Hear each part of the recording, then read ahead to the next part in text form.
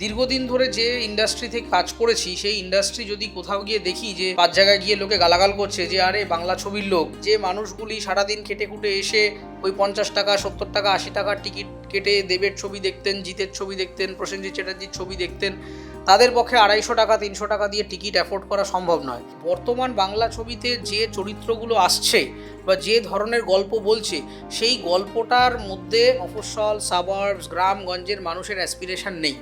সেটা শহরের মিডিল ক্লাসের গল্প। আমি যদি রোজ দেবকে দেখি যে দেব আমার গলি দিয়ে হেঁটে যাচ্ছেন, তাহলে পরের দিন দেবের ছবি আসছে বলে একটা মারাত্মক এক্সাইটমেন্ট এটা থাকবে না। সিনেমা আলটিমেটলি কৌতূহল বিক্রি করে। ম্যাজিশিয়ান যদি আপনাকে বলেই দেয় যে আঙুলের ফাঁক থেকে কীভাবে আমি পায়রাটা বের করলাম, আপনার ওই কৌতূহলটা থাকবে না। আজকে বাংলা ছবির স্টারদের যে অধঃপতন, সেই অধঃপতনের ক্ষেত্রে অন্যতম গুরুত্বপূর্ণ ভূমিকা রেখেছে। বাংলাদেশের হিরোরা আমার এখানকার কোম্পানির ব্র্যান্ড অ্যাম্বাসেডর হয়ে হোর্ডিংয়ে ঝুলছেন। বাংলার অভিনেতা অভিনেত্রীদের হোর্ডিং আস্তে আস্তে কমছে, এটা কিন্তু ভাববার বিষয়। বাংলা ছবির বাজেট ক্রমাগত কমছে এবং বাংলা ছবির সংখ্যা ক্রমাগত কমছে। কেন আর নতুন হিরোরা আসছে না? আমরা কেন নতুন হিরো প্রেজেন্ট করতে পারছি না? আমাদের এখানকার যারা এটার পরিচালক, তারা কোথাও গিয়ে নিজেদেরকে কর্মচারী ভেবে ফেলেছেন। তাদের ভূমিকা হচ্ছে সকালবেলা গিয়ে শুধু কোনো রকমের একটা ভালো ফটোজেনিক ফ্রেম ধরে শটটা নিয়ে গ্যারেজ করে দেওয়া। এই মুহূর্তে যে রয়েছে তাকে আলাদা করে খুব একটা পরিচয় দিতে হয় না। অরিত্র রয়েছে, আপনারা সকলেই জানেন। তার ডান্স বাংলা ডান্স থেকে বড় পর্দা এবং এখন তার বৃত্তটা অনেকটা বড়। ক্যামেরার পিছন, এডিটিং সবটাই রয়েছে, পিছনের কাজটা অনেকটা বেশি। আগে ক্যামেরার সামনেটা দেখতাম, তাই তো? তো কেমন চলছে, কেমন আছো? আমি ভালো আছি, আশা করি তুমিও ভালো আছো, দর্শকরাও সবাই ভালো আছেন। হ্যাঁ, কাজকর্ম চলছে। আমার নিজের মিডিয়া কনসাল্টিংয়ের কাজ, আমি পোস্ট প্রোডাকশানে বেশি সময় দিচ্ছি এখন আমার নিজের সংস্থায়। সেই নিয়ে বিভিন্ন রকম বিজ্ঞাপনের কাজ রয়েছে। নিজে একটি বাংলা ছবিতে অভিনয় করলাম অনেক দিন বাদে, সেটা শুটিং প্রক্রিয়া আরেকটা ফেজের শিডিউল বাকি আছে। এই সব মিলিয়ে আছে সব রকমভাবেই, মোটামুটি মিডিয়াতেই আছি এখন অবধি আর কি। হ্যাঁ, মিডিয়াতেই আছো। আর এই যেটা বললে যে বাংলা ছবি শুটিং করেছো অনেক দিন বাদে, নিশ্চয়ই একটা অন্য ফরম্যাটে, তুমি বরফিও করলে, সেটাও একটা অন্য ফরম্যাটে, যেভাবে ছোটোবেলায় দেখেছিলাম সেটা নিশ্চয়ই নয়, একেবারে অন্যভাবে নিজেকে কতটা ভাঙলে এই ছবির মাধ্যমে? দেখুন, আমার দীর্ঘদিন ধরেই একটা ইচ্ছে ছিল, যেহেতু আমি প্রায় শতাধিক প্রজেক্টে কাজ করে ফেলেছি ক্যামেরার সামনে এবং প্রায় 15-16 বছর অভিনয় করেছি কনস্ট্যান্ট, একেবারে কোনো রকম বিরতি না দিয়ে। তো সেখানে আমার একটা যেটা কি বলবো, নেগেটিভ সাইডস যেটা আর কি প্রত্যেক পারফর্মারের থাকে, আমার যেটা ছিল সেটা হচ্ছে আমি যেহেতু কোনো মেথডিক্যাল অভিনয় স্কুল বা কোনো ট্রেনিং অ্যাজ সাচ আমার কখনোই ছিল না। আমি যেটা করেছি স্বভাবসিদ্ধভাবে ইনটুইশন থেকে যেটা হয়েছে হয়েছে। এইবার একই ধরনের চরিত্রে দীর্ঘদিন ধরে অভিনয় করতে করতে আমার যে অ্যাপিয়ারেন্স, আমার যে প্রেজেন্টেশন, সেইটা কোথাও একজন পারফর্মার হিসেবে আমার একটা সময় গিয়ে মনে হতে আরম্ভ করলো যে এইটা বোধহয় একপেশে হয়ে যাচ্ছে। এবং দর্শকের কাছেও আমার যে গ্রহণযোগ্যতা, সেটাও গিয়ে কোথাও একটা নির্দিষ্ট ধরনের এক্সপেকটেশন সেট হয়ে গেছে। যেরকম আমি ফর এক্সাম্পল ভক্তের ভগবান শ্রীকৃষ্ণতে ধরা যাক ঘটোৎকচের চরিত্রে অভিনয় করছি, আমাকে লোকজন রাস্তায় দেখা হলে বলছে দারুণ এনজয় করলাম, কিন্তু ওটা তো এনজয় করার মতো চরিত্র ছিল না। একটা যুদ্ধের সিন দেখে সে কেন মজা পাবে? এইটা আমাকে তখন খুব ভাবিয়েছিল যে তাহলে নিশ্চয়ই আমার পারফরমেন্সে অথবা দর্শকের এক্সপেকটেশন টুয়ার্ডস মাই পারফরমেন্স কোথাও গিয়ে সীমিত হয়ে গেছে, যে আমি মঞ্চে আসা মানেই বা আমি স্ক্রিনে আসা মানেই সেখানে একটা কমিক রিলিফ হবে, মজার কিছু একটা হবে। এই যে একটা বাধ্যবাধকতা, সেইটাকে ভাঙবার জন্যে আমার নিজেকে একটু সময় দেওয়া দরকার ছিল। আমি অন্যরকম ছবি দেখা, পড়া, কিছু অভিনয়ের মেথডিক্যাল ক্লাস টাস ইত্যাদি করা, সেগুলো করে আমি অন্যরকম চরিত্র নিয়ে কাজ করতে শুরু করলাম। তারপরে বম্বেতে ওয়েব সিরিজ করলাম একটি, তারপরে ওয়েভলেন্থ বলে একটি সায়েন্স ফিকশন অভিনয় করলাম। এগুলো সবকটাই আমার চিরাচরিত কমেডির বাইরে। এখন যে ছবিটা করছি চিরঞ্জিত চক্রবর্তীর সাথেই আমার বেশিরভাগ দৃশ্য, সেখানেও আমার ওই স্ল্যাপস্টিক কমেডি নেই। আবার বছর 20 পরেতে পাঠ করেছিলাম, স্ল্যাপস্টিক কমেডি নেই। এবার ঘটনা হচ্ছে যে চেষ্টা করছি এবার নিজেকে যদি নতুন কিছু করে ট্রাই আউট করে দেখা যায়, ফেল করতেই পারি, অসুবিধের কিছু নেই। কিন্তু আমার যেহেতু নতুন করে হারানোর কিছু নেই, বা এটা চলে গেল মানেই যে সব নষ্ট হয়ে গেল, আমার যেহেতু অন্যান্য প্রফেশনও আছে, তো অভিনয়টা বা ফিল্মে কাজ করাটা যেহেতু আমার একটা ভালো লাগার জায়গা থেকে আমি করি, তাই একটু নেড়ে ঘেটে ইনোভেট করার ঝুঁকিটা আমি নিচ্ছি। একদম। মানে আরও একবার নিজেকে নতুনভাবে বলাই যায়। তো শুধু তো অভিনয় না, তুমি যেটা আমি শুরুতেও বললাম, তোমার একটা অন্য ব্যাকগ্রাউন্ডও রয়েছে এবং সেই এই যে 15-16 বছর ধরে টানা অভিনয় করেছো, মেন স্ট্রিম কমার্শিয়াল ছবিতেই অভিনয় করেছো অনেকটাই। তো সেই ক্ষেত্রে তুমি যেটা রিসেন্ট একটা বক্তব্য রেখেছো তোমার সোশ্যাল মিডিয়া জুড়ে যে মেন স্ট্রিম ছবি নিয়ে, বাংলা ছবি নিয়ে, তো সেটা নিয়ে একটু আসি যে কেন মানে এই বক্তব্যটা হঠাৎ তুমি সার্ভে করলে, মানে কে করতে বললো, কি তোমার কি পার্সপেক্টিভ ছিল এটা করার? দেখুন, আমি এখনো পর্যন্ত বাংলা ইন্ডাস্ট্রির সক্রিয় পার্ট। অনেকেই মনে করেন যে স্ক্রিনের সামনে যেহেতু আমি নেই, সেজন্য বোধহয় বাংলা সিনেমার সাথে আমার কোনো যোগাযোগ নেই বা তার কোনো খবর আমার কাছে নেই, কিন্তু সেটা সাধারণ দর্শকের মতামত। কিন্তু আমি যেহেতু পোস্ট প্রোডাকশনের সাথে জড়িত, ফলে বহু বাংলা ছবিতে আমার কাজ করছি, মানে হইচইয়ের মতো লার্জার প্ল্যাটফর্মেও আছে, থিয়েটারেও আছে আমাদের কাজ, যেখানে আমি হয়তো ক্যামেরার পেছনে আছি। ফলে বাংলা ছবির সাথেই আমার এখনও ওতপ্রোত সম্পর্ক রয়েছে। এবার ঘটনাটা হচ্ছে যে যে কোনো জায়গায় যখন আমরা কাজ করি, অন্তত আমার মনে হয় যে শুধু আমি কি রোজগার করলাম, আমার বিলটা ক্লিয়ার হয়ে গেল মানেই যে আমি নাকে তেল দিয়ে ঘুমোবো, এটা আমি কোনোদিনই পারি না। দীর্ঘদিন ধরে যে ইন্ডাস্ট্রি থেকে কাজ করেছি, সেই ইন্ডাস্ট্রি যদি কোথাও গিয়ে দেখি যে 5 জায়গায় গিয়ে লোকে গালাগাল করছে যে আরে বাংলা ছবির লোক, বা আরে তোমরা কি করছো, তো তোমাদের ছবি তো কেউ দেখে না, ওই কেরলের ছবি দেখে, মারাঠি ছবি দেখে, বাংলা ছবির কোনো দাম নেই, এগুলো যখন রাস্তাঘাটে শুনছি, তখন আমার এটা মাথায় আসছে না যে আমার টাকা পয়সাটা উঠে গেছে কিনা। আমার মাথায় আসছে যে আমি যে ইন্ডাস্ট্রিকে রিপ্রেজেন্ট করছি অ্যাক্টিভলি অথবা প্যাসিভলি, তাকে গালাগাল খেতে হচ্ছে। তো তখন আমার মনে হয়েছিল যে এইটা নিয়ে কালচার করা উচিত, এবং যেহেতু আমি নিজে সোশিওলজি ছাত্র যাদবপুর বিশ্ববিদ্যালয়ের, আমার পড়াশোনা করেছি আমি সেখান থেকে, তো রিসার্চ করা, এই রুট কজ অ্যানালাইজ করা, এবং আমি এই মুহূর্তেও যে মিডিয়া কনসাল্টিং এবং ম্যানেজমেন্ট নিয়ে এবং লিগাল ফ্রেমওয়ার্ক নিয়ে কাজ করছি, তো সেখানে বিভিন্ন জিনিসের রুট কজ অ্যানালাইজ করাটাই আমার কাজের, মানে প্রফেশনাল কাজের মধ্যে পড়ে। এবার অনেক দিন ধরে আমরা যে ধরনের ছবি দেখে আসছিলাম, যে একটু আরবান ছবি, শহরের মধ্যে সীমিত হয়ে যাচ্ছে, তারপরে সেখান থেকে চিরাচরিতভাবে বেরিয়ে এসে মির্জা ছবিটা একটা অন্যরকম অ্যাপ্রোচে কিন্তু কাজ করলো। এবং যেভাবে আমরা ছবি দেখে অভ্যস্ত, সেটা কপিড না রিমেক সেটা অন্য ব্যাপার, কিন্তু ছবির যে অডিও ভিজুয়াল ল্যাঙ্গুয়েজ বা প্রেজেন্টেশন বা যে অ্যাপ্রোচ, সেইটা কিন্তু একটু মানে আবার পুরনো জায়গায় ফিরে যাওয়ার একটা চেষ্টা করলো। এবার ছবিটা আমি নিজেও দেখেছি খানিকটা, এবং আমার মানে মনে হয়েছে যে ছবিটা অ্যাটলিস্ট এমন একটা প্রোডাক্ট যেটা বিক্রি হওয়ার মতো, যেটা অ্যাটলিস্ট অডিয়েন্স এসে দেখে একেবারে যে এতদিন যে গালাগালি খাচ্ছিলাম আমরা সবাই, সেই গালাগাল খাবার মতো অ্যাটলিস্ট নয়। এবার দুর্ধর্ষ একেবারে কাল্ট ক্লাসিক বানিয়ে ফেলেছি আমি সে কথা বলছি না, কিন্তু মানুষ এসে দেখে এনজয় করার মতো এফার্ট অন্তত অঙ্কুশ সহ বাকি যারা আছেন অভিনেতা অভিনেত্রী তারা দিয়েছেন, ডিরেক্টর দিয়েছেন, প্রোডাকশান দিয়েছেন, খরচ করেছেন, সেটা রিফ্লেক্ট হচ্ছে পর্দায়। এবার তারপরে বিগত 3-4 দিন ধরেই আমার কাছে বিভিন্ন ফোন আসছে বিভিন্ন জায়গা থেকে, জেলা থেকে, ডিস্ট্রিক্ট থেকে, থেকে আর মফস্বল থেকে, যে তারা নাকি ছবিটা দেখতে পাচ্ছে না। আমি জিজ্ঞাসা করলাম কেন দেখতে পাচ্ছেন না, আপনাদের ওখানে কি হলে নেই? বলছে হলে আছে, কিন্তু আমরা যখন যাচ্ছি আমাদেরকে বলছে যে শো ক্যান্সেল হয়ে গেছে। প্রায় 2-3 জন আমাকে বললো শো ক্যান্সেল হয়ে গেছে, রায়গঞ্জে হয়েছে, মেদিনীপুরে একটা জায়গায় হয়েছে। কেন ক্যান্সেল হয়ে গেছে? বলছে 10টাও টিকিট বিক্রি হচ্ছে না, হল মালিকরা বলছে যে তাই তো কস্টই উঠবে না। হল মালিকদের কোনো দোষ নেই, তাদের একটা ছবি প্রজেকশন করতে গেলে তারা হিউজ খরচ আছে, সেই খরচটা না তুললে আমি চালাবো কেন ছবিটা? এবার তখন এটা আমাকে ভাবালো যে ছবিটা তো বানানো হয়েছে, তাহলে কেন মানুষ যাচ্ছে না? তো তখন আমি আমার বিভিন্ন জায়গার যারা বন্ধুবান্ধব আছে, আমার সংস্থায় যারা বিভিন্ন জেলায় আছে, তাদেরকে আমি বললাম যে যদি একটা ইনফর্মাল সার্ভে করা যায়, কারণ একটা ফর্মাল সার্ভে করতে গেলে একটা প্রপার রিসার্চ মেথডোলজি ডিজাইন করতে হবে, একটা ফান্ডিং লাগবে, কিছু ইনস্টিটিউশনাল ব্যাকগ্রাউন্ড লাগবে, তো অল্প সময়ের মধ্যে একটা হিউজ স্কেল রিসার্চ করা যায় না। তো সেই জন্য আমরা চেষ্টা করলাম কিছু মানুষের কাছে পৌঁছে যাওয়ার, কিছু জার্নালিস্টদের সহযোগিতা নিলাম, কিছু গ্রাউন্ড টিম নিলাম, নিয়ে যে আপনারা মানুষকে কতগুলো প্রশ্ন করুন। সেই প্রশ্নগুলোর মধ্যে মূলত আমরা জানতে চেয়েছিলাম যে দেবের লাস্ট 5টা ছবির নাম মনে করতে পারবেন? সেখানে তারা চট করে চ্যাম্প অবধি বলতে পারলো বেশিরভাগ ক্ষেত্রে। মানে কোন অঞ্চলের মানুষ?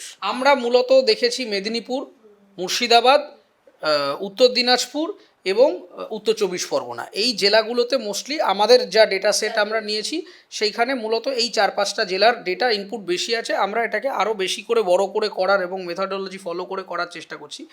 এখন ঘটনা হচ্ছে বেশিরভাগ জায়গাতেই বলছে যে দেবের চ্যাম্প অবধি তারা মোটামুটি হ্যাঁ চ্যাম্পের কথাটা মনে আছে, তারপরের ছবিগুলো কিন্তু তাদেরকে একটু মানে ভাবতে হচ্ছে, ঠিক অনেক কষ্ট করে, হ্যাঁ প্রজাপতির নাম শুনেছি, এরকম একটা ব্যাপার হচ্ছে। তারপরে আমরা জিজ্ঞাসা করেছিলাম যে মির্জার নাম শুনেছেন আপনারা? অর্ধেক লোক শোনেইনি, অর্ধেক মানুষ জানে না। এবার তখন আমরা এনকোয়ারি করতে শুরু করলাম যে তাহলে জানে না, কেন জানে না? সেইখান থেকে যে ইনপুটগুলো আমরা পেলাম বা যে সারমর্মটা আমরা বার করার চেষ্টা করলাম, তার প্রধান দিকটা হচ্ছে যে এই মুহূর্তে টালিগঞ্জের বাংলা ছবির যে প্রচার কার্য, সেই প্রচার কার্যটা বড্ড বেশি ইন্টারনেট ওরিয়েন্টেড হয়ে গেছে। সোশ্যাল মিডিয়া একেবারে গুরুত্বহীন সে কথা আমি বলছি না, কিন্তু আমাদের মাথায় রাখতে হবে যে বাংলার যদি 8 কোটি 10 কোটি জনগণ হয়, তার মধ্যে অন্তত 1 থেকে 2 কোটি মানুষ হয়তো সোশ্যাল মিডিয়া ব্যবহার করেন বা ইন্টারনেট সম্পর্কে তারা লিটারেট, কিন্তু একটা লার্জার স্কেল অফ পপুলেশন সেখানে ইন্টারনেট নেই, মোবাইল ফোন সম্পর্কে তারা অবগত নয়, এমনকি এই ফেসবুক ইউটিউবের দুনিয়াতেও তারা আজও ডিজিটালি লিটারেট হয়ে উঠতে পারেননি এখনও পর্যন্ত। এটা আমাদের সভ্যতার জন্য খুব আনফর্চুনেট। কিন্তু একটা বাজার হিসেবে যদি আমরা লার্জার সেই পপুলেশনটাকে আমরা আমাদের মার্কেটিং সেটের বাইরে রাখি, তাহলে তো আমি তার কাছে পৌঁছতেই পারছি না। আগে যখন বাংলা ছবি হতো, কীভাবে তারা খবর পেতেন? তারা বেশিরভাগ ক্ষেত্রে পেতেন টিভিতে। এই টিভির কথা বলতে গিয়ে মানুষ তখন সঙ্গীত বাংলা, ধুম মিউজিকের মতো টিভি চ্যানেলের কথা বলছেন, যেখানে গানগুলো বারবার দেখানো হতো। সেই দেবের পাগলু বলুন বা মন মানে না বলুন, সে গান লোকের মুখে মুখে প্রচলিত হয়ে গেছিলো। গান দেখে লোকে ছবি দেখতে আসতেন। তারপরে সে সময় ওই ভ্যানে, রিক্সাতে প্রচার হতো, তখন হোর্ডিং লাগিয়ে লিফলেটের একটা চল ছিল, পোস্টার, লোকাল হোর্ডিং মানুষের মুখে মুখে ছড়িয়ে দেওয়ার জন্য। এবং বিভিন্ন ক্লাবের মাঠে ময়দানে বিভিন্ন পুজো অনুষ্ঠান, যে সাংস্কৃতিক সন্ধ্যাগুলো হতো, সেখানে কলকাতা স্টাররা যেতেন, সেখানে একটা অ্যানাউন্সমেন্ট হতো। এই যে মানে ট্র্যাডিশনাল মেথড অফ, খবরের কাগজে গুরুত্বপূর্ণ ভূমিকা ছিল, রেডিও কিছু ক্ষেত্রে ছিল, এই জিনিসগুলো আস্তে আস্তে আমরা একদম যেন ছেড়ে দিয়েছি। আমরা এগুলোকে এখন গুরুত্ব দিচ্ছি না।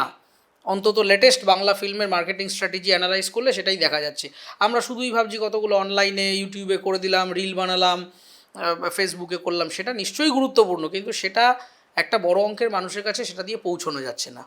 তো সেটার আমরা আউটকাম হিসেবে বললাম যে যদি ট্র্যাডিশনাল মিডিয়া বা ফেরত যাওয়া যায়। দ্বিতীয় প্রশ্ন আমরা করেছিলাম যে আপনাদের এই মুহূর্তে যে নায়ক নায়িকাদের থেকে একটা ডিট্যাচমেন্ট তৈরি হয়েছে, সেই ডিট্যাচমেন্টের কারণটা কি? তখন দেখা যাচ্ছে তারা অধিকাংশ লোকই বলছেন যে মিডিয়া আমাদের মানে একটা সময় কোয়েল, শ্রাবন্তী, শুভশ্রী, যে নামগুলো আমাদের মুখে মুখে ছিল ছোটোবেলায়, যারা আমাদের কাছে স্বপ্নের নায়িকা গোছের ছিল, তারা কেন স্বপ্নের নায়িকা ছিল? তার কারণ তাদের স্টাইল, তারা কী পরছে না, এরকম একটা শাড়ি পরলেন, এরকম একটা চুড়িদার পরলেন, এরকম একটা হেয়ার স্টাইল করলেন, এই নেল পলিশের শেড ব্যবহার করলেন, এইগুলো বাংলার মেয়েদের কাছে একটা আইকন হিসেবে ছিল। এবার সেই আইকনগুলো আস্তে আস্তে নষ্ট হতে হতে এই যে ক্রমাগত বিভিন্ন অনলাইন পোর্টালরা তাদের পার্সোনাল গসিপটাকে এত বেশি হাইলাইট করে ফেলছে, এই পার্সোনাল গসিপটা কোথাও গিয়ে আমাদের যে রিচুয়াল কাস্টমে মোড়া বাংলা মফস্বলের যে সমাজ, সেই সমাজের কাছে তাদের ইমেজটা খুব একটা ভালোভাবে আর প্রতিপন্ন হচ্ছে না। আমরা যারা ইন্টারনেট ইউজার, তারা বলছেন হ্যাঁ আমরা দেখছি যে হ্যাঁ কার সাথে ঘুরলেন শ্রাবন্তী, ক্লিক করে হয়তো দেখছি, কিন্তু সেটা লার্জার মানে তার যখন শ্রাবন্তীর ছবি আসছে, সেই ইম্প্যাক্টটা কিন্তু আর টিকিট অবধি পৌঁছচ্ছে না। তার কারণ শ্রাবন্তীকে দেখতে যাওয়ার জন্যে যে কারেজটা, সেইটা কিন্তু ওই গসিপের মধ্যে সীমিত থাকলে হবে না। শ্রাবন্তী, শুভশ্রী, কোয়েল থেকে শুরু করে আরও যারা নায়ক নায়িকারা রয়েছেন, দেব, জিৎ, এদের যে ইমেজ, সেই ইমেজটা আবার সেই স্টাইল আইকন, তাদেরকে দেখে লাইফস্টাইল ইনফ্লুয়েন্স। এবং ওখানে বলছে যে একসময় দেবের হেয়ার স্টাইলের ছবি সেলুনে লাগানো থাকতো, সেই সময় আমার পাড়াতেও আমি দেখেছি। হ্যাঁ, সেই স্টাইল করতো, এরকম স্পাইক করতো, এসে বাড়িতে এসে প্যাদানি খেতো মা বাবাদের কাছে। কিন্তু তাও তারা দেব কী করলো, জিৎ হাতে একটা এরকম রিং পরতো, সেই নিয়ে স্কুলে চলে যেত, টিউশনে চলে যেত, মাস্টারমশাই বেত নিয়ে তারা করতো। এই জিনিসগুলো হয়েছে, ফলে লাইফস্টাইলে যে ইনফ্লুয়েন্সটা, কালচারাল ইনফ্লুয়েন্সটা, সেই ইনফ্লুয়েন্সটা আস্তে আস্তে কমে যেতে আরম্ভ করাতে সিনেমার প্রতি বা সিনেমা স্টারদের প্রতি মানুষের যে আকর্ষণ, সেটা কমেছে। এবং ফাইনাল যে ইনপুটটা আমরা পেয়েছি সেটা হচ্ছে যে দাম। এই সমস্ত জায়গায় সিঙ্গেল স্ক্রিনগুলো বন্ধ করে দিয়ে বেশিরভাগ জায়গায় মাল্টিপ্লেক্স ঢুকে গেছে, এবং মাল্টিপ্লেক্সের টিকিটের দাম একটা হিউজ, মানে 180 টাকা, 200 টাকা, 250 টাকা। এই আমাদের মাথায় রাখতে হবে, আমাদের যে বড় অঙ্কের, যে বড় অংশের অর্থনীতির মানুষ বাংলা ছবির অর্থনীতির ব্যাকবোন ছিলেন, তাদের পার ক্যাপিটা ইনকাম এত নয়। যে মানুষগুলি সারাদিন খেটে খুটে এসে ওই 50 টাকা, 70 টাকা, 80 টাকার টিকিট কেটে দেবের ছবি দেখতেন, জিতের ছবি দেখতেন, প্রসেনজিৎ চ্যাটার্জির ছবি দেখতেন, তাদের পক্ষে 250 টাকা, 300 টাকা দিয়ে টিকিট অ্যাফোর্ড করা সম্ভব নয়। এবং যখন তারা করতে যাচ্ছে, তখন তারা একটা ভ্যালু ওরিয়েন্টেশনের কথা বলছে, যে আমি যদি 2 সপ্তাহ টাকা জমিয়ে 200 টাকা দিয়ে সত্যিই ছবি দেখি, তাহলে আমি ভাই জওয়ান দেখব, আমি ময়দান দেখব, আমি মির্জা দেখব না। তার কারণ আমি মনে করছি যে শাহরুখ খানের ভ্যালুয়েশন অবশ্যই বাংলা ছবির থেকে বেশি। এই নিয়ে অস্বীকার করার কোনো জায়গা নেই। তাহলে এটা সলিউশন কী হতে পারে? দুটো হতে পারে। এক, যে টিকিটের দাম তুলনামূলকভাবে যখন অন্যান্য যে ছবিগুলো মানে বলিউডের ছবি বা হলিউডের ছবি, সেই ছবিগুলো যখন রিলিজ করছে তার থেকে আমাদের দামটা খানিকটা কমাতে হবে, যাতে আমরা আমাদের যে টার্গেট গ্রুপ অফ অডিয়েন্স তাদের কাছে পৌঁছে যেতে পারি। এইরকমভাবে আমরা কয়েকটা কজ অ্যানালাইজ করার চেষ্টা করছি। আমরা আরও কম্প্রিহেন্সিভভাবে এগিয়ে যাব। আমরা বিভিন্ন ইনস্টিটিউটের সাথে যোগাযোগ করছি, কিছু ফান্ডিংয়ের জন্যে, কিছু তাদের আরও মেধাবী ছাত্রছাত্রীরা যদি কোঅপারেট করেন। দেখুন, যে কোনো মার্কেটকে যদি লিড করতে হয় তাহলে উইদাউট আ প্রপার রিসার্চ সম্ভব নয়। পৃথিবীর বড় বড় মানে বোস্টন কনসাল্টিং থেকে ম্যাকিনসি এরা রয়েছে বলেই কিন্তু গুগলের মতো অ্যাপেলের মতো কোম্পানিরা রয়েছে। ফলে যে কোনো জায়গাতে প্রোডাক্ট বানাতে গেলে আপনি যে প্রোডাক্টটা বানাচ্ছেন তার পেছনে যেরকম রিসার্চের ইনোভেশন থাকবে, একই রকমভাবে সেই প্রোডাক্টটা যখন বাজারজাতকরণ করা হবে সেই বাজারটাকে বোঝার জন্য আপনার একটা রিসার্চ অ্যান্ড ইনোভেশন দরকার। সেই R&D যদি না থাকে, সেই ডেটা যদি আপনার কাছে না থাকে, তাহলে আপনি কাজ করতে পারবেন না। এই মুহূর্তে বাংলা ছবিতে বা বাংলা এন্টায়ার ফিল্ম ইন্ডাস্ট্রিতে সবথেকে বেশি যে অভাবটা রয়েছে বলে আমার একজন কর্মী বা কর্মচারী হিসেবে মনে হচ্ছে, সেটা হচ্ছে প্রপার ডেটার অভাব। তাদের কাছে ইনপুট নেই। তারা তাদের কিছু মানে ব্যক্তিগত প্রিকনসিভড ধারণা নিয়ে ডিসিশন নিচ্ছেন যে এইটা চলবে, হ্যাঁ থ্রিলার মানুষে খাবে, ভূতের ছবি মানুষে খাবে না, কিন্তু এর পেছনে তাদের কোনো প্রপার মানে কনস্ট্রাকটিভ কনক্লুসিভ ডেটা এভিডেন্স নেই। সেটাই আলটিমেটলি ডেট্রিমেন্টাল হয়ে যাচ্ছে ইন্ডাস্ট্রির কাছে। এবং পার্সোনাল প্রিজুডিসেস থেকে বা প্রিকনসিভড আইডিয়া বা নোশন থেকে তারা যখন প্রোডাক্টটা মার্কেটেবল করছেন, তখন সেটা লার্জার পপুলেশনকে কানেক্ট করছে না। তুমি যেটা বললে যে টিকিটের মূল্য নিয়ে, এটা একটা বড় ইস্যু। সত্যিই মাল্টিপ্লেক্সে টিকিটের দাম এত বেশি থাকে যে সহজে মানুষ ওখানে পৌঁছাতে পারে। ইচ্ছে থাকলেও তো অনেক সময় হয় না। যাদের উপর সার্ভে করেছো তারা সোশিও ইকোনমিক দিক থেকে কোন ক্লাসে পড়ছে? বেশিরভাগ মানুষই হচ্ছে ইকোনমিক্যালি উইকার সেকশন থেকে বিলং করছেন। কারণ আমরা যে ডিস্ট্রিক্টে যে অঞ্চলগুলোতে রিপ্রেজেন্ট করেছি, যে জায়গাগুলো থেকে আমরা কাজ করেছি, তারা প্রত্যেকেই লোয়ার ইনকাম মিডিল ক্লাস গ্রুপের সদস্য এবং mostly economically weaker section EWS এর সদস্য। এবং তাদের বেশিরভাগেরই মাসিক রোজগার 5,000 টাকা কিংবা তার নিচে। এবার ফলত সেই গ্রুপ অফ পিপলের পক্ষে মাসে যদি সে মনে করে দুটো ছবি দেখবে, তার পক্ষে 1,000 টাকা অ্যাফোর্ড করা সম্ভব নয়। তার কাছে 70-80 টাকাই একটা এন্টারটেনমেন্ট কস্ট হতে পারে। আমাদের মাথায় রাখতে হবে, আমরা এখনও পর্যন্ত থার্ড ওয়ার্ল্ড কান্ট্রি বা বাংলার যে অর্থনৈতিক অবস্থা, সেখানে আমরা যে সোসাইটিতে বিলং করছি, সেখানে ফিল্ম, মিউজিক, এন্টারটেনমেন্ট এই পুরো ইন্ডাস্ট্রিটাই কিন্তু এখনও এটা নেসেসিটি নয়, এটা কিন্তু লাক্সারি। এবার আমরা মানুষকে নেসেসিটি এখনও প্রোভাইড করে উঠতে পারিনি। অধিকাংশ মানুষ এই ইকোনমিক্যাল উইকার সেকশন থেকে বা যারা lower income middle class group থেকে বিলং করছেন বা মিডিল ক্লাস গ্রুপ থেকে বিলং করছেন, তাদের কাছে কিন্তু অর্থনৈতিকভাবে সারভাইভ করাটা একটা বড় প্রশ্ন হয়ে যাচ্ছে। তো তখন সে কিন্তু লাক্সারিটাকে অনেক দূরে ডিটাচ করে রাখবে, যে দেখে নেবো, পরে কখনো টিভিতে দিলে দেখবো, অ্যাপে এলে দেখবো, পাইরেট হলে দেখবো। কিন্তু তারা কখনোই যে ছবি অ্যাফোর্ড করতে পারবো, আমি গিয়ে দেখবো, সেই যে তাদের অ্যাফোর্ডেবিলিটি এবং অ্যাফোর্ড করতে চাওয়ার যে ইচ্ছেটা, সেইটা আগে জাগিয়ে তুলতে হবে এবং তাদের হাতে টাকা দিতে হবে। মানুষের কনজামশনের জন্য তার হাতে টাকার অভাব রয়েছে। সেই টাকাটা যদি তারা পান, তাহলে তারা নিশ্চয়ই ছবি দেখবেন এবং আমাকেও অবভিয়াসলি সেই প্রোডাক্টটা সেই ভ্যালুয়েশনের জায়গায় নিয়ে যেতে হবে। এই যে গ্রামগঞ্জে বা একটু মফস্বলের দিকে ছবিটা পৌঁছচ্ছেই না, দেখা তো দূরের প্রসঙ্গ হয়ে গেছে। কোথায় খামতিটা তোমার যেটা মনে হচ্ছে? যে তুমি যেটা বলছো যে লিফলেট দেওয়া হতো, পোস্টার হতো, এখন অনেক মাচার শো হয় যারা একটু গ্রামের দিকে, মানে অঙ্কুশ নিজেই বর্ধমানের ছেলে, সে তো ওখানে গিয়ে প্রমোশন করেছে। মানে কোথায় কোথায় কি খামতি রয়েছে? সব থেকে বড় খামতি যেটা রয়েছে সেটা হচ্ছে ডিস্ট্রিবিউশন সাপ্লাই চেন। আমাদের বহু জায়গাতে গ্রামগঞ্জের বা মফস্বলের সিনেমা হলগুলোর পরিকাঠামো যথেষ্ট দুর্বল। দাম যে হারে বাড়ছে সেই পরিমাণে পরিকাঠামো বাড়ছে না। এবং আমাদের মাথায় রাখতে হবে যে এখন আমাদের টেকনোলজির সুবাদে ইন্টারনেট যেই মুহূর্তে মানুষের ঘরে ঘরে খানিকটা পৌঁছে গেছে, আমাদের কিন্তু একটা আইডিয়া হয়ে গেছে যে এক্সপিরিয়েন্সটা কীরকম। হয়তো আমরা প্রচণ্ড ডিজিটালি অনেকেই লিটারেট নই, কিন্তু একটা আইডিয়া করতে পারি যে আচ্ছা এই ডলবি সাউন্ড মানে কি, আচ্ছা এই স্ক্রিনটা মোটামুটি এরকম একটা এক্সপিরিয়েন্স দেবে। এবার ঘটনা হচ্ছে সেই এক্সপেকটেশনটা যখন পৃথিবীর বাজার যখন সেই এক্সপেকটেশন সেট করছে, তখন আমাদের যে সাবার্বসের হলগুলো আছে সে ওই এক্সপেকটেশনে না রিচ করতে পারলেও একটা মোটামুটি স্ট্যান্ডার্ড জায়গায় আসার অ্যাটলিস্ট চেষ্টা রাখতে হবে। সেই চেষ্টার একটা অভাব রয়েছে। সব থেকে বড় প্রবলেম হচ্ছে ডিস্ট্রিবিউশন সাপ্লাই চেনের মধ্যে কোনো বাংলা ছবির জন্য কোনো রিজার্ভেশন সিস্টেম এখনও পর্যন্ত নেই। কারণ দেখুন, খুব সিম্পল ব্যাপার, একটা ডিস্ট্রিবিউশন কোম্পানি কিংবা একটা মানে কোনো হল মালিক বলুন কিংবা এই ধরনের যারা এক্সিবিটার, সোজা ব্যাপার আমাদের ভাষায়, এক্সিবিটাররা তারা তো ব্যবসা করতে এসছেন, তারা আবেগের বশে চললে এখানে চলবে না। তার কাছে যদি দুটো ছবি দিই, মির্জা দিলাম আর ওপেনহাইমার দিলাম, তিনি খুব ভালো করেই জানেন যে ওপেনহাইমারের টিকিট বেশি পরিমাণে বিক্রি হবে মির্জার তুলনায়। ফলে অবভিয়াসলি তিনি মির্জাকে সাইডলাইন করে ওপেনহাইমার দেবেন, কি দেবের প্রজাপতিকে সাইডলাইন করে সেখানে জওয়ান দেবেন। এটা তার ব্যবসার জন্য তাকে করতে হবে, কারণ ক্যাপিটালটাই এখানে আমাদের বাজারের অন্যতম গুরুত্বপূর্ণ ফ্যাক্টর। কিন্তু ঘটনা হচ্ছে তার জন্য সরকারকে খানিকটা গুরুত্বপূর্ণ ভূমিকা নিতে হবে। যেরকম প্রত্যেকের মাঝে মধ্যে সিনেমা রিলিজ হলে অনেকের একটা প্রশ্ন থাকে যে নন্দনে হল পায়নি, তাহলে নন্দনের মতো ওই রকম টিকিট মূল্য দিয়ে ওই রকম আরেকটা এপিসেন্টার যদি আরও একটা দুটো সরকার তৈরি করার চেষ্টা করেন, কিংবা বাংলা ছবির জন্য যদি একটা মিনিমাম রিজার্ভেশন যদি প্রপার নোটিফাই করে দেন যে আমার প্রাইম টাইমের শোয়ের জন্যে যে 50% বাংলা ছবিকে দিতে হবে, বাকি 50% তুমি অন্য ছবিকে দিতে পারো, এইরকম একটা রিজার্ভেশন সিস্টেম থাকা প্রয়োজন। এবং সবথেকে বড় যে খামতিটা রয়েছে, মানুষজন কিন্তু ছবির নামই জানছেন না, ফলে ট্র্যাডিশনাল মিডিয়াগুলোকে আরও ব্যবহার করে মানুষের কাছ অবধি পৌঁছে যেতে হবে। টিভিতে বলুন, গানের মাধ্যমে বলুন, আজকে টিভির মানে যে খবরের চ্যানেল, আগে প্রত্যেকটা খবরের চ্যানেলে, আমি নাম করতে চাই না, তাদের একটা ডেডিকেটেড এন্টারটেনমেন্ট শো হতো, সেখানে তারা ছবি নিয়ে আলোচনা করতো। সেই সংখ্যা এখন কমে গিয়ে কেবল সারাদিন রাজনীতির কচকচানি চলছে। তো তাতে যে করে যেটা হচ্ছে যে খবরের চ্যানেলগুলো মানুষ সারাদিন চালিয়ে রাখছেন, যাদের হিউজ টিআরপি, সেখানেও ফিল্ম, এন্টারটেনমেন্ট, কালচারের কোনো রকম ইনপুট নেই। ফলে মানুষ যেটা দেখবেন সেটা নিয়েই তো চর্চা করবেন। মানুষের কাছে সাহিত্য নেই, মানুষের কাছে স্পোর্টসের খবর তুলনামূলক কমে যাচ্ছে, মানুষের কাছে ফিল্ম রিলেটেড কালচার কমে যাচ্ছে।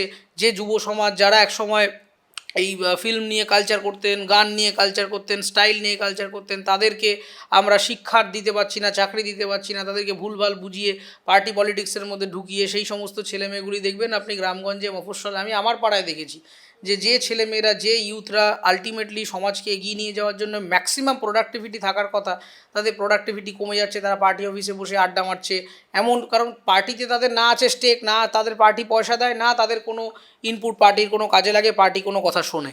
কিন্তু তাহলে যেখানে তাদের করবার জায়গা ছিল, যে প্ল্যাটফর্মগুলো তাদের ছিল, সেইগুলো থেকে তারা ডিট্যাচড হয়ে গেছে।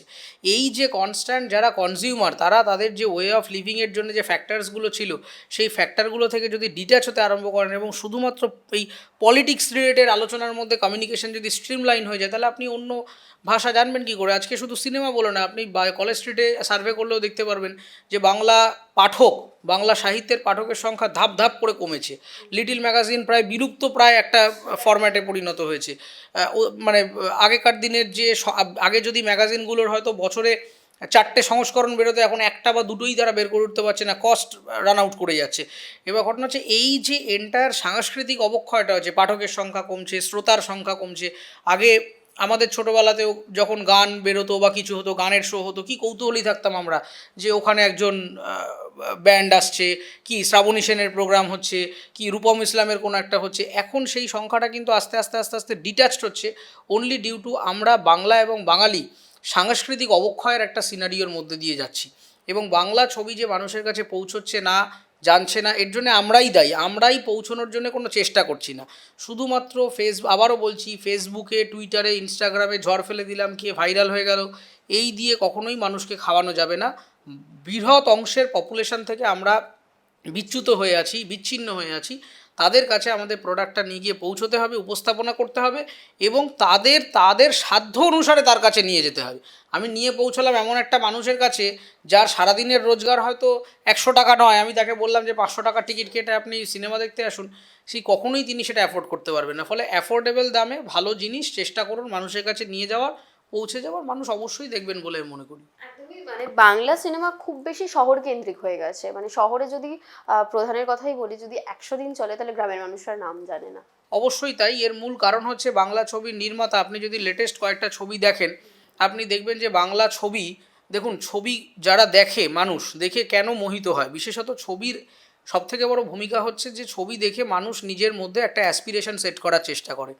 এবার ঘটনা হচ্ছে যে বর্তমান বাংলা ছবিতে যে চরিত্রগুলো আসছে বা যে ধরনের গল্প বলছে, সেই গল্পটার মধ্যে মানে তার যে ন্যারেটিভ কাঠামোটা, সেই ন্যারেটিভ কাঠামোটার মধ্যে মফস্বল, সাবার্বস, গ্রামগঞ্জের মানুষের অ্যাসপিরেশন নেই। সেটা শহরের মিডিল ক্লাসের গল্প।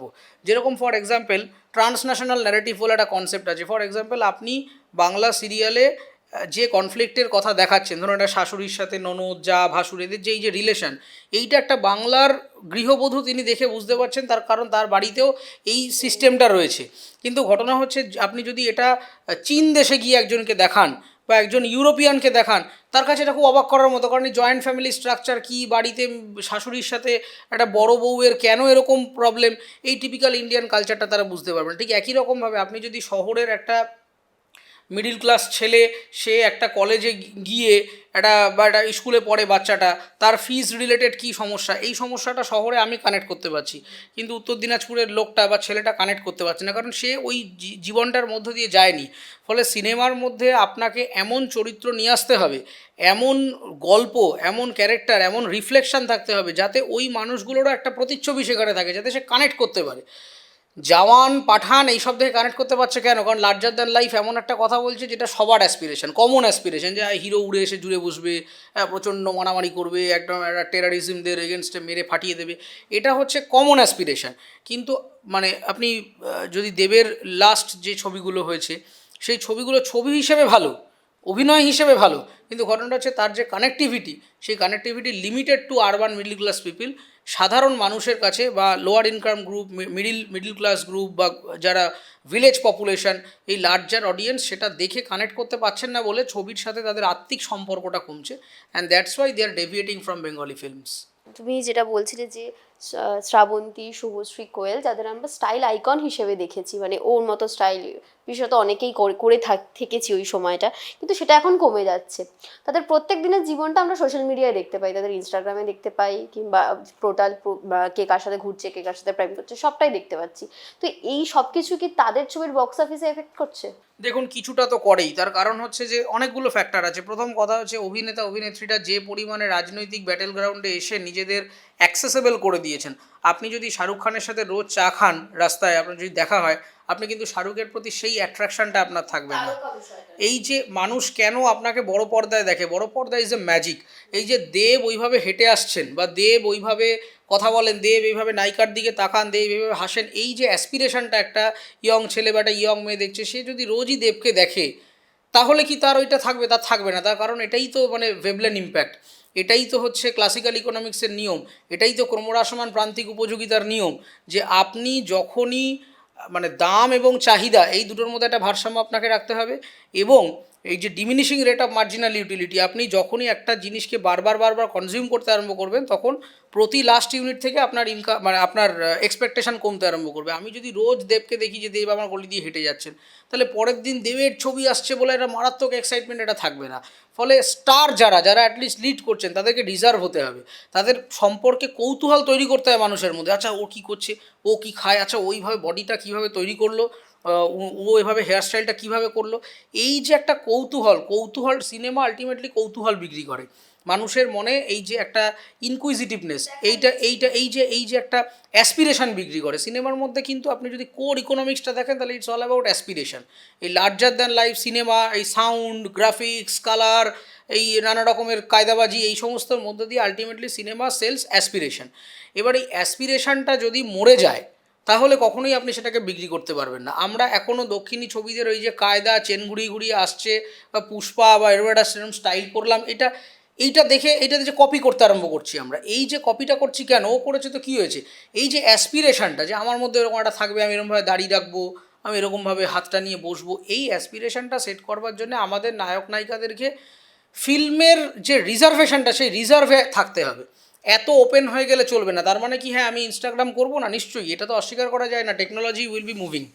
কিন্তু টেকনোলজিটা আছে বলে আপনি যদি একেবারে সমস্ত মানে প্রোটোকলস, মানে সেলিব্রিটি প্রোটোকলস বলে যেটা আমরা বুঝি, যাদেরকে নিয়ে আমরা ভাবি, অবাক হয়ে শুনি, সেই অবাক করা ম্যাজিকটাকে যদি আপনি ম্যাজিক দেখতে যান কেন? সোজা ব্যাপার, ম্যাজিশিয়ান যদি আপনাকে বলেই দেয় যে আঙুলের ফাঁক থেকে কীভাবে আমি পায়রাটা বের করলাম, আপনার ওই কৌতূহলটা থাকবে না। আপনি জানেন না বলে আপনি অবাক হয়ে দেখছেন, কী হলো, পায়রাটা কোথায় ছিল, রুমাল ছিল তো, পায়রা কীভাবে চলে এলো? এই পায়রা কীভাবে চলে এলোর জন্যই লোকে সিনেমা দেখতে যায়। আপনাকে সেই পায়রাটাকে লুকিয়ে রাখতে হবে ওই রুমালের মধ্যে। আপনি যদি কনস্ট্যান্ট রুমালটাকে বের করে দেখিয়ে দেন যে পায়রা কীভাবে বেরিয়ে আসছে ওর ভিতরে লুকানো, তাহলে কিন্তু আমি টিকিট কেটে আপনার ছবিটা দেখবো না। মানে বড্ড বেশি অ্যাভেলেবেল, এটাই বলছো তো? মানে যে বেশি অ্যাভেলেবেল হয়ে যাচ্ছে, ওটা সবটাই হয়ে যাচ্ছেন, এবং তারা ফিল্মের থেকে তাদের ফোকাস পয়েন্টটা অন্যদিকে সরিয়ে ফেলেছেন। ফিল্মে তারা মনোযোগ কম দিচ্ছেন, তাদের সেটা কাজকর্ম, তাদের লাইফস্টাইল, তাদের বক্তব্য, সেটা দেখলেই আপনি বুঝতে পারবেন যে তারা নিজেদের পেছনে কম সময় দিচ্ছেন। অন্য প্রফেশনে, রাজনীতিতে গিয়ে বা অন্যান্য জায়গাতে গিয়ে তারা অনেক বেশি এফার্ট এবং এনার্জি দিয়ে ফেলছেন। ওই এফার্ট এনার্জি ওনারা যদি বাঁচিয়ে ফিল্মে ফেরত নিয়ে আসেন, আমি আপনাকে লিখে দিতে পারি যে বাংলা ছবি আবার রিভাইটালাইজ একটা জায়গায় চলে যেতে পারে। এই যে তারকা বা অভিনেতা অভিনেত্রীরা যে রাজনৈতিক মঞ্চে রয়েছেন, সেটা কি কোথাও গিয়ে তাদের ওই স্টার মানে কোটানকোট যে স্টার সত্তা সেটাকে এফেক্ট করছে? অবশ্যই এফেক্ট করছে। সেটা না হলে দক্ষিণী হিরোরা এই যে ফিল্মে আসার আগে মানে এই ফিল্ম থেকে রিটায়ার করে পলিটিক্সে আসতেন না। আপনি দক্ষিণের চিত্রগুলো দেখবেন, বুঝতে তারা অফিসিয়ালি অ্যানাউন্স করে দেন যে this is my last film, তারপরে আমি একটা অন্য জায়গায় যাব।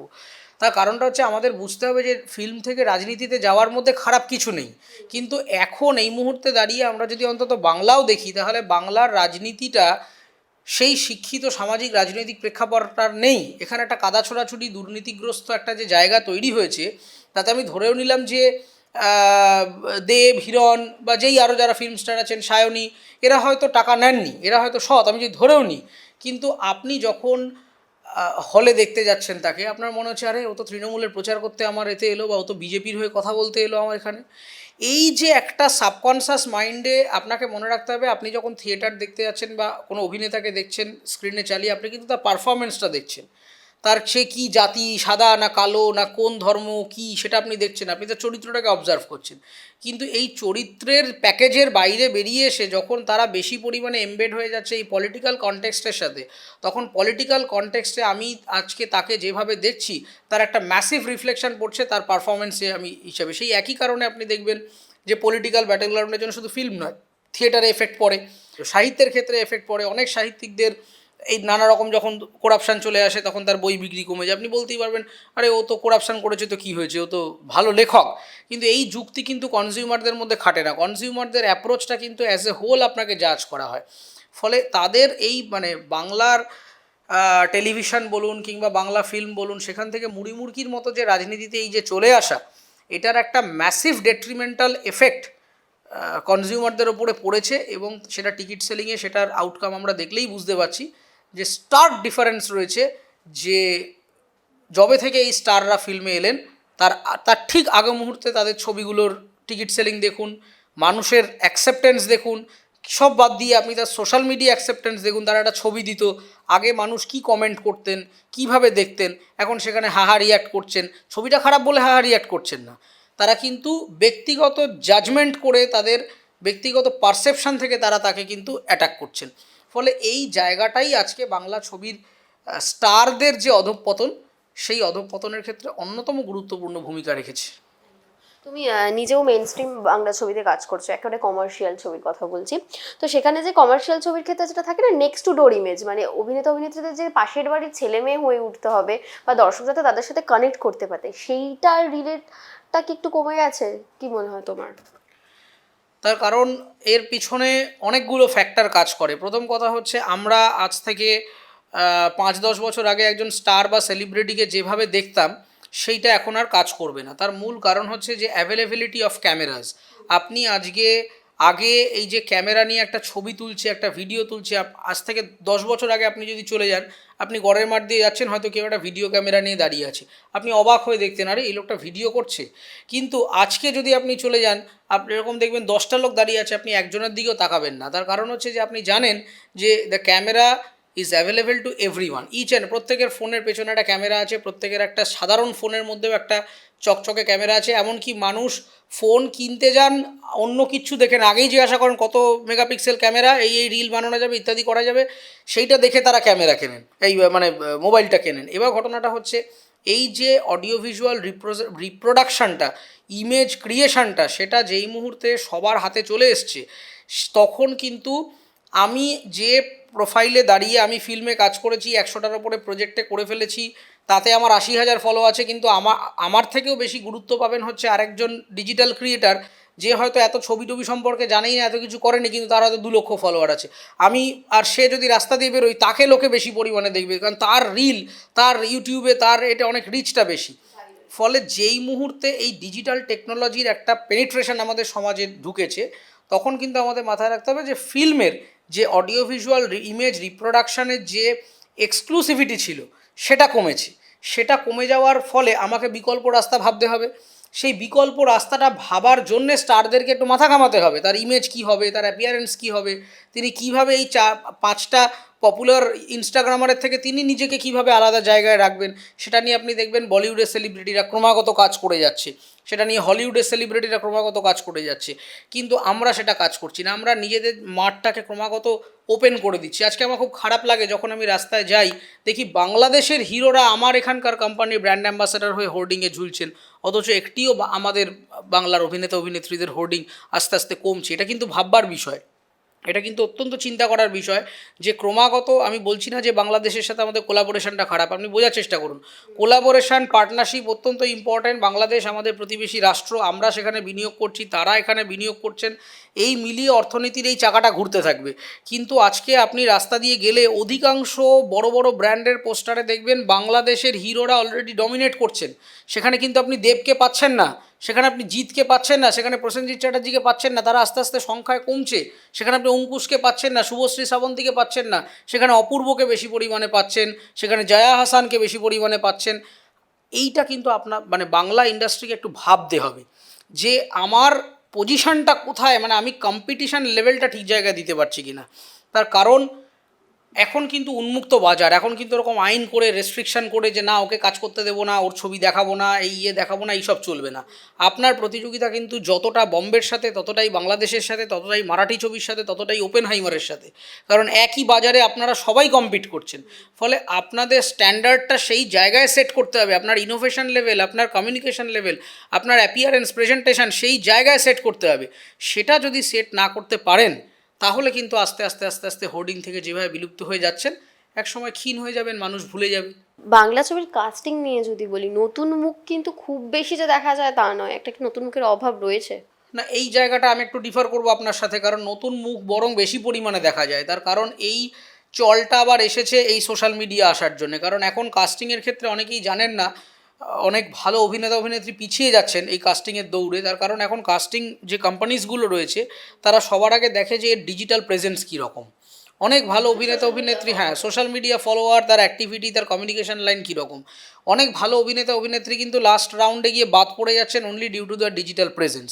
এবার দেখুন, এর ভালো খারাপ অনেক দিক থাকতে পারে। আমি বিভিন্ন যারা অভিনয়ের মেন্টর আছেন তাদেরকেও বলেছি যে আপনারা একটা মডিউল এই ক্লাসগুলোতে ইন্ট্রোডিউস করুন, যে অভিনয়ের পাশাপাশি তোমার মার্কেটেবল হওয়ারও একটা চেষ্টা থাকতে হবে। তার মানে কি এই যে সবাইকে সারাক্ষণ রিল বানিয়ে নেচে যেতে হবে তা নয়, ডিজিটাল মিডিয়াকে অনেকভাবে ব্যবহার করা যেতে পারে। আপনি ইনস্টাগ্রামে কি সবাই সারাক্ষণ রিল বানাচ্ছে, আপনি আপনার মতো করে কিছু একটা বানান, আপনার প্রেজেন্সটা তৈরি করুন। সোজা ব্যাপার, অনলাইন প্রেজেন্স। এই অনলাইন আপনি লিখতে পারেন, আপনি ছবি তুলতে পারেন, আপনি আপনার মতো কোনো একটা অডিশন টেপ আপলোড করতে পারেন, আপনি কিছু একটা পারফর্ম করতে পারেন, গান গাইতে পারেন, হোয়াট এভার ইট ইজ। সবসময় রিল বানিয়ে করে লাফালাফি করতে হবে তা কেউ বলছে না, কিন্তু আপনার একজন ভালো অভিনেতা হতে গেলে অনলাইন প্রেজেন্স ম্যান্ডেটারি। এটা কেউ স্বীকার করুক আর না করুক, আমি একজন বাজারে থেকে আমি এটা বুঝতে পেরেছি, এটা ম্যান্ডেটারি। এটা আরও বাড়বে, এটা ম্যান্ডেটারি হয়ে গেছে। তার কারণ দেখুন, যে কোনো প্রোটোকলস বা রুল তৈরি হয় হচ্ছে বাজারে প্রযুক্তি বিনিয়োগ কোন দিক থেকে কিভাবে আসছে তার উপরে। এবং আরেকটা আপনাকে জিনিস বলতে হবে যে বাংলা ছবির সংখ্যা কিন্তু কমেছে। এখন আপনি দেখবেন যারা ফিল্মে আসছে, এমনকি বড় বড় ফিল্মে যারা খুব জনপ্রিয় অ্যাক্টর অ্যাক্ট্রেস, তাদেরও ঝোঁকটা বেড়ে গেছে হচ্ছে টেলিভিশনের দিকে, সিরিজের দিকে। তার কারণটা কি? তার কারণ হচ্ছে বাংলা ছবির বাজেট ক্রমাগত কমছে এবং বাংলা ছবির সংখ্যা ক্রমাগত কমছে। বড় বড় সাংবাদিকদের খবরের কাগজ পড়লেই দেখতে পাবেন গত বছর যদি 60টা ছবি তৈরি হয়, এবছর 50টা ছবি তৈরি হচ্ছে। এই ক্রমহ্রাসমান নিয়মটা কেন, সেইটা আপনাকে দেখতে হবে। বাজেট কেন কমছে, একটা সহজ অঙ্ক আপনাকে বলে দিই। 1990 সালে 90-এর দশকে বিখ্যাত ছবি আপন আমার আপন, তরুণ মজুমদারের।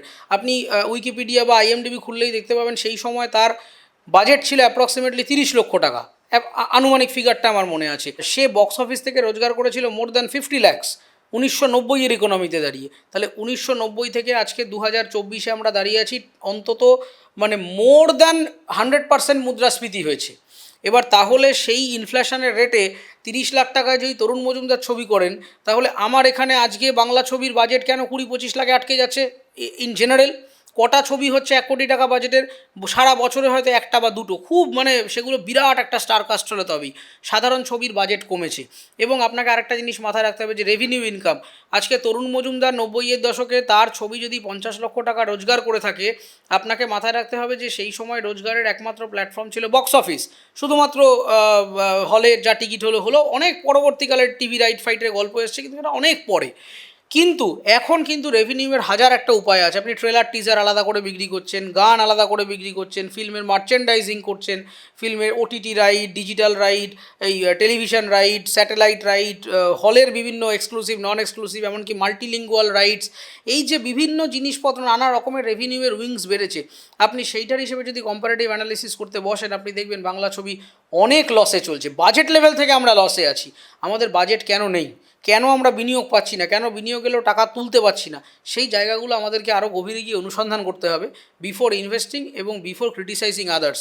আমরা সবসময় একে অপর ও জানে না, ও পারে, ও দোষী, ও এই অন্যের দিকে আঙুল তোলান তো খুবই সোজা, সবসময় বলে দিতে পারি, কিন্তু আমরা কি করছি সেটা আমাদেরকে বুঝতে হবে যে আমাদের কোথায় ঘাটতি আছে, কেন বাজারটা ছোট হচ্ছে, কেন আরও লোক আসছে না, কেন নতুন অভিনেতা আসছে না। আজকে দেবজিৎ এনারা আজকে প্রায় 2 থেকে 3 দশক পার হয়ে যাচ্ছে তাদের, কেন আর নতুন হিরোরা আসছে না, আমরা কেন নতুন হিরো প্রেজেন্ট করতে পারছি না, এটা তো আমাদের ব্যর্থতা। আজকে একটা মারাঠি ছবিতে আপনি দেখুন, বা দক্ষিণ ভারতের ছবিতে দেখুন, উত্তর ভারতের ছবি দেখুন, পশ্চিম ভারতের ছবি দেখুন, সেখানে কি পরিমাণ মুখের আমরা ক্রমাগত চেঞ্জ দেখতে পাচ্ছি, যে নতুন নতুন অভিনেতারা আসছেন। সেই সংখ্যাটা কেন কম? সেই সংখ্যাটা কম হচ্ছে তার কারণ কন্টেন্ট প্রোডাকশানের সংখ্যাটা কম। আপনি নতুন মুখ যদি দেখতে, আপনি টিভি খুলুন, এক একটা সিরিয়ালে দেখবেন এক একটা নতুন, কোথাও রিপিটেশন আপনি পাবেন না। তার মানেটা কি? তার মানে যুব সমাজ যারা আসছে ফিল্মে কাজ করতে, they are not interested in films. তারা জানে যে টিভিতে রোজগার বেশি, টিভিতে রেকারিং কাজ আছে, টিভির জনপ্রিয়তা বেশি, ফিল্মের বছরে একটা কি দুটো ফিল্ম হবে, তার কোনো ঠিক ঠিকানা নেই। Let's focus in television or web series. তো সেই জন্যে তারা কিন্তু টেলিভিশনে আসছে। আমি টেলিভিশনে আমার বাড়িতে যখন মা ঠাকুমারা সিরিয়াল দেখে আমি দেখেছি প্রত্যেকটা চ্যানেলে নতুন নতুন হিরো হিরোইনরা পাঠ করছেন, কিন্তু এরা কেন মুভিতে আসছেন না, এটা আমাদেরকে ভাবতে হবে। কেন ওয়েব সিরিজে এদের দাপটটা আমরা দেখতে পাচ্ছি না, যেটা হইচই প্রথম দিকে বেশ ভালোই শুরু করেছিল, আবার কোথাও গিয়ে তারা বোধহয় প্রোটোটাইপড হয়ে যাচ্ছে, কোথাও গিয়ে তাদের একটা মানে লিমিটেশন চলে আসছে। এইটাকে কোথাও গিয়ে তারা যদি ভাঙার চেষ্টা করেন সকলে মিলে, আমার মনে হয় তাহলে বাংলা ছবি ঘুরে দাঁড়াতে পারে। সেই রিসোর্স আমাদের কাছে আছে। স্টার তারকা এদের নিয়ে তো কথা হলো, কিন্তু কিছুটা যদি পরিচালক প্রোডাকশন নিয়েও জিজ্ঞাসা করি, পরিচালকদের ক্ষেত্রেটা তুমি কি বলবে, যে কেমন ছবি এবং মেইন স্ট্রিম কমার্শিয়াল ছবি যেহেতু এখন অনেকটা কমে গেছে? দেখুন, বাংলা ছবিতে সবথেকে বেশি যে প্রবলেমটা আছে সেটা হচ্ছে প্রডিউসারের অভাব। আমরা যাদেরকে এখানে পাই তারা সবাই ইনভেস্টার। প্রডিউসার আর ইনভেস্টারের মধ্যে পার্থক্য আছে। ইনভেস্টার আপনাকে 100 টাকা দেবে, তার সাথে আপনার চুক্তি হবে যে 100 টাকা 1 বছর বাদে আপনি 110 টাকার হিসাবে ফেরত দেবেন। কিন্তু প্রডিউসার মানে কিন্তু সে শুধুমাত্র টাকা দেবে না, সে বিনিয়োগটা নিয়ে আসবে। এছাড়া ফিল্মের ক্রিয়েটিভিটি সে ভাববে, ফিল্মের ডিস্ট্রিবিউশন সে ভাববে, ফিল্মের মানে প্রোডাকশান কোয়ালিটিটা নিয়ে সে ভাববে। সেই জায়গায় আমাদের বাংলা ছবিতে এই মুহূর্তে সবথেকে বড় ঘাটতি হচ্ছে ভালো শিক্ষিত মেধাবী প্রডিউসারের অভাব। প্রডিউসার যদি না থাকে, তো যেরকম ফর এক্সাম্পল আমি যে ওয়েব সিরিজে কাজ করলাম সেটার কিন্তু ইনভেস্টার হচ্ছেন Amazon prime, platform Amazon prime, কিন্তু প্রডিউসার কিন্তু অন্য। তিনি কিন্তু স্ক্রিপ্ট লেভেল থেকে ছিলেন, মনীষারি প্রসাদজি, তিনি রেড চিলিজের প্রাক্তনী, তিনি স্ক্রিপ্ট লেভেলে ছিলেন, তিনি কাস্টিং লেভেলে ছিলেন, তিনি ডায়লগে ইনভলভ ছিলেন, সেই ছবির আর কি সিন কনস্ট্রাকশন করা যায়। ফলে আমাদের সেরকম প্রডিউসার কনসেপ্টটা এখানে ইন্ট্রোডিউস করতে হবে, সেইটা আমাদের এখানে অভাব রয়েছে। দ্বিতীয় কথা হচ্ছে যে আমাদের এখানকার যারা এটার পরিচালক, তারা কোথাও গিয়ে মানে নিজেদেরকে কর্মচারী ভেবে ফেলেছেন। বেশিরভাগ জায়গাতেই ডিরেক্টরদের আমি ফ্লোরে গিয়ে দেখি যে তারা এই যে চ্যানেল কনসেপ্ট, কর্পোরেটের দাপট, সেখানে ডিরেক্টরের স্বাধীনতা কোথাও গিয়ে লিমিটেড হয়ে গেছে, এবং ডিরেক্টররা মনে করছেন নিজেদেরকে, বা তাদেরকে মনে করাতে বাধ্য করা হচ্ছে যে আপনি মশাই একটা বেতনভোগী কর্মচারী, আপনার কাজ হচ্ছে এটাকে শ্যুট করে দিয়ে দেওয়া। এই যে ডিরেক্টরদের স্বাধীনতা লিমিটেড হয়ে গেছে, রাইটারদের স্বাধীনতা লিমিটেড হয়ে গেছে সব জায়গায়। এই যে বিভিন্ন ওটিটি বলুন, চ্যানেল বলুন, এই সমস্ত জায়গায় যে লোকগুলো বসে আছে কন্টেন্ট লেভেলে, তাদের ফিল্ম লেভেলের কোনো অভিজ্ঞতা নেই। তারা একটা এটার ইনস্টিটিউট থেকে MBA পড়ে চলে আসছে, এসে ওখানে বসে পড়ছে। তারা ম্যানেজমেন্টে তুখর হতে পারে, তারা ডেটা অ্যানালিসিসে তুখর হতে পারে, কিন্তু ক্রিয়েটিভ ইনপুটে তাদের কিছু নেই। কিন্তু তারা অ্যাজিউম করে নিচ্ছেন যে আমরা বিরাট ক্রিয়েটিভ শক্তির অধিকারী, তারা সব বিষয়ে কথা বলছেন, লুক অ্যান্ড ফিল নিয়ে কথা বলছেন, এডিটিং নিয়ে কথা বলছেন। বলতেই পারেন, কিন্তু first B trend in that. আমি তো আপনার ডেটা অ্যানালিসিস নিয়ে কথা বলছি না, because I trust in your degree. তাহলে তুমি আমাকে আমার ডিগ্রিটা ট্রাস্ট করো। আমি যদি তোমাকে এমবিএ বা ম্যানেজার হিসেবে ট্রাস্ট করতে পারি, তাহলে you should also trust me, যে আমি এডিটিংটা জানি, আমি সিনেমাটা লিখতে জানি, আমি ডিরেকশন দিতে জানি। এইখানে একটা কনফ্লিক্ট অফ ইন্টারেস্ট তৈরি হয়ে যাচ্ছে। মানে বহু বাংলা ছবির আমি দেখেছি, আমি যখন ডিরেক্টর কাট দেখি বিভিন্ন এডিট স্টুডিওতে গিয়ে, আমি দেখি সেটা আমার যথেষ্ট ভালো লাগলো। যেই মুহূর্তে সেটা ফাইনাল প্রোডাকশন কাটে বা চ্যানেল কাটে যাচ্ছি, আমার দেখে মানে আর ভালোই লাগছে না ছবিটা দেখতে। কিন্তু আনফর্চুনেটলি ডিরেক্টরস কাট তো রিলিজ করা যাবে না। চ্যানেল যেটা বলবেন, কর্তৃপক্ষ যেটা বলবেন, তাদের বিনিয়োগ, তাদের প্ল্যাটফর্ম, আমাকে তাদের কথায় চলতে হবে। এইটা সবথেকে বড় এই মুহূর্তে ডেট্রিমেন্টাল প্রবলেম। আমাদের ভালো প্রডিউসার প্রয়োজন, এবং ফিল্মে যারা মতামত দিচ্ছেন, যারা উপরে ম্যানেজারিয়াল রোলে বসে আছেন, সেখানে ফিল্মের ব্যাকগ্রাউন্ডের লোকেদের প্রয়োজন, যারা কন্টেন্টটা সম্পর্কে জানেন, অ্যাডিশনালি তারা ম্যানেজমেন্টটাও জানেন। কিন্তু এখন শুধুই ম্যানেজমেন্ট জানেন, ফিল্ম ক্রিয়েটিভিটি, তার কমিউনিকেশন, তার আর্ট ওয়ার্ক, তার ইতিহাস, তার ইনোভেশন, সেই নিয়ে তাদের অ্যাজ সাচ কোনো ট্রেনিং নেই। সেইখানেই একটা বৈপরীত্য তৈরি হয়ে যাচ্ছে। আর অধিকাংশ জায়গায় এমনকি বড় বড় ডিরেক্টররা সেখানে বেতনভোগী কর্মচারীতে পরিণত হয়েছেন। তাদের ভূমিকা হচ্ছে সকালবেলা গিয়ে শুধু কোনো রকমের একটা ভালো ফটোজেনিক ফ্রেম ধরে শটটা নিয়ে গ্যারেজ করে দেওয়া। এই ধরনের মুভি মেকিংয়ের জন্য আজকে কন্টেন্ট কোয়ালিটি হ্যাম্পার হচ্ছে। থ্যাংক ইউ, আমরা অনেক কিছু জানলাম আজকে এই বিষয়ে, যেহেতু তুমি ইন্ডাস্ট্রির সাথে একদম ওতপ্রোতভাবে জড়িত। তো তোমার নিজের একটু কাজ সম্পর্কে বলো, যে আপকামিং কি কাজ আসছে, চিরঞ্জিত দার সাথে তো একটা কাজ আসছেই বললে, এছাড়া আর কি কি চলছে একটু দেখতে বলো। এই মুহূর্তে আমার আপকামিং কাজ বলতে সবথেকে যে ছবিটা নিয়ে আমি খুব এক্সাইটেড, যেটাতে আমি অভিনয় করেছি, ওয়েভলেন্থ বলে একটি সায়েন্স ফিকশন। এটা আমার অভিনয়ের কেরিয়ারে বড় বয়সে অন্তত আমার সেরা অভিনয় বলে আমার মনে হয়। অলরেডি বেশ কিছু ফিল্ম ফেস্টিভ্যালে দেখানো হয়েছে, ফিল্ম ফেস্টিভ্যাল রানে রয়েছে, তারপরে এটা হয়তো ওটিটি বা কোথাও একটা আসবে। এবং ওয়েভলেন্থটা নিয়ে আমি খুবই আশাবাদী। রুদ্রজিৎ রায়ের পরিচালনায় এই ছবিতে আমি পাঠ করেছি। আমি এবং বরুণ চন্দ মহাশয়, এই দুজনেই আমরা মানে মেন অ্যাক্টার্স। সৌম্য আছেন একটি চরিত্রে। এইটা নিয়ে আমি খুব আগ্রহী।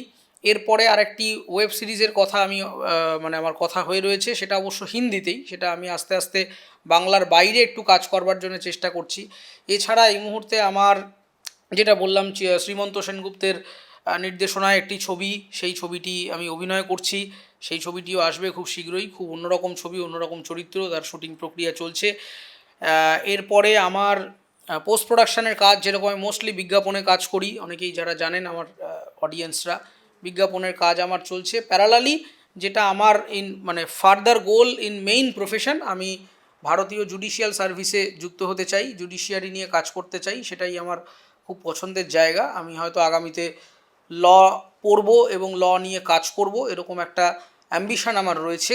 আমি সেইটাও একটা প্রস্তুতি পর্বের মধ্যে দিয়ে যাচ্ছি। এই নিয়ে মোটামুটি কাজকর্মের ব্যস্ততায় আছি আপাতত।